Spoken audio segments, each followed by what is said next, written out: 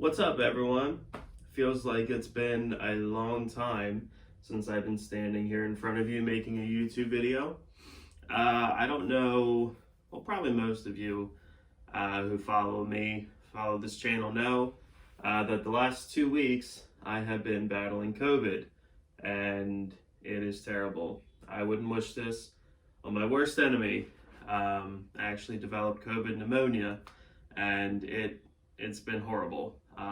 But today is the best that I have felt in those last 2 weeks. So I decided, what better thing to do with my free time than to come to all you beautiful, beautiful people and make a YouTube video about the Jaguars. So I apologize.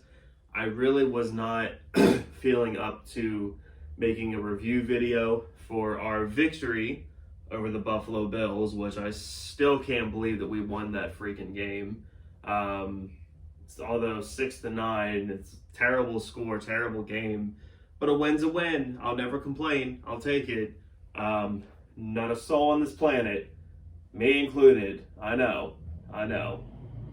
No one thought we would win that game, and yet we won, and it was an amazing feeling, and it's kind of kept my spirits up, even though I've been sick these last couple days. Just a great feeling, great experience. And we can keep it going because the Colts, as you and I both know, the Jaguars always either beat the Colts or we play the Colts very, very well. If this game was in Jacksonville, I would almost lock it. I'd pull a Tony Baselli lock. For those of you who watch Jaguars Monday, know what I'm talking about. I'd lock it if it was in Jacksonville. But in Indianapolis, it's usually kind of a much more closer game, with the Colts tending to pull away a little bit more, but we always play the Colts very, very tight. And the Jaguars, I think they match up well against the Colts. The best thing the Colts do is they run the ball.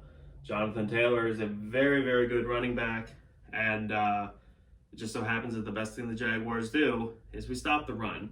We held the Bills to virtually no rushing yards last week. And even in the Seahawks game, we got blown out.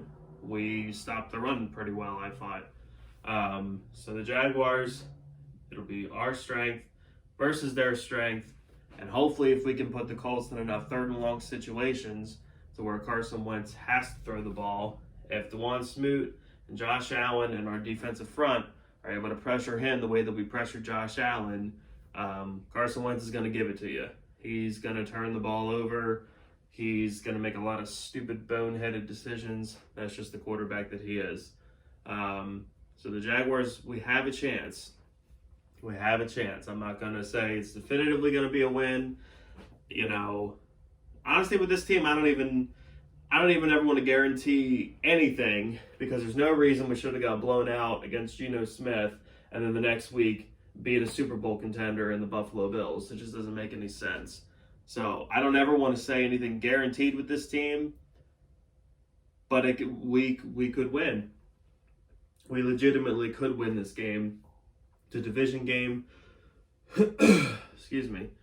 You never know what'll happen. It's always competitive for the most part.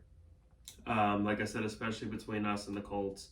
And I really think the Jaguars, we could pull this one out. We'll be getting James Robinson back. T.Y. Hilton has been limited in practice for them. Xavier Rhodes did not practice for them yesterday. I'm not sure whether or not he did today, but yesterday he did not practice, which could be huge for the Jaguars. I'm really looking for Trevor to have a game on Sunday the way he had against Miami. The last 2 weeks, Trevor and the offense been very, well, against Seattle, they were awful. And against Buffalo, they were just very blah. You take James Robinson out, and this offense kind of dies. Trevor's still a rookie. He has no weapons, really. Laviska Shenault has kind of been a disappointment. And Marvin Jones, I feel like if teams are just going to double him, doesn't really have that pure speed to get open on a double team. And then, like, Tavon Austin, Jamal Agnew are really, at the end of the day, they're just guys. I don't really think defensive coordinators are shaking in their boots over them.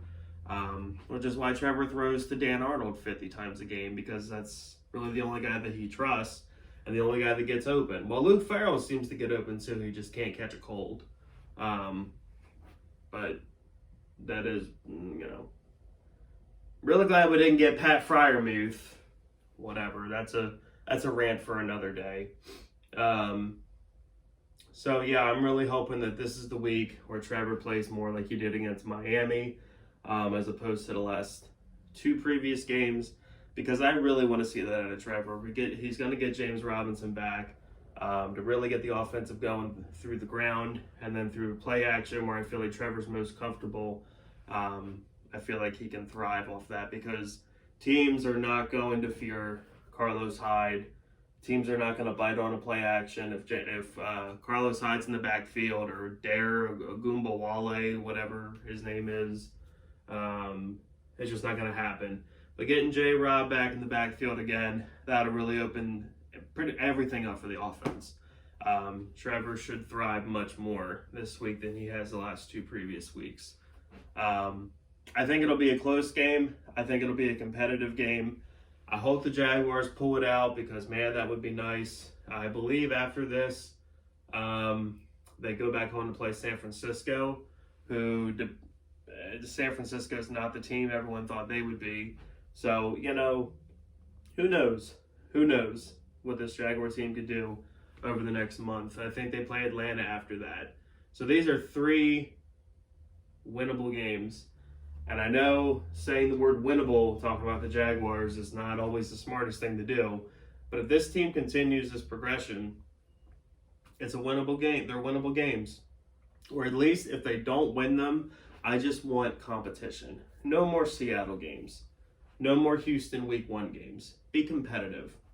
Show me, Urban Meyer, as a head coach, you have a real grip on this thing, and this team is legitimately, and I don't mean Gus Bradley heading in the right direction, where the direction is just not going anywhere, but legitimately heading in the right direction, sprinkling in a couple of wins throughout the season. If the Jaguars win 3 or 4 more games and all the other games are losses, but they're by less than a possession, I will take that, because with games like that comes with sprinkling in some more talent through the draft and free agency, plus your quarterback progressing into his second year.